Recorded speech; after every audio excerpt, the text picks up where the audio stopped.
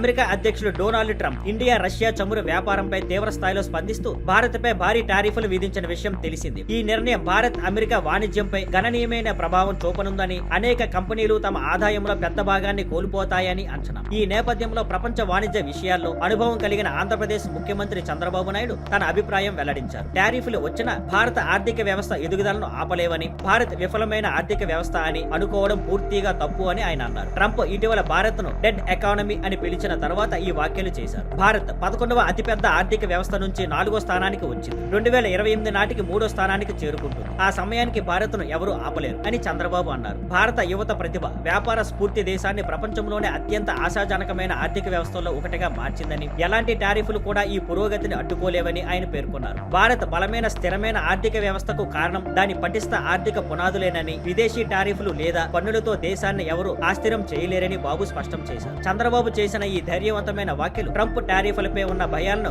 కొంత తగ్గించేలా కనిపిస్తున్నాయి. Thank you for watching.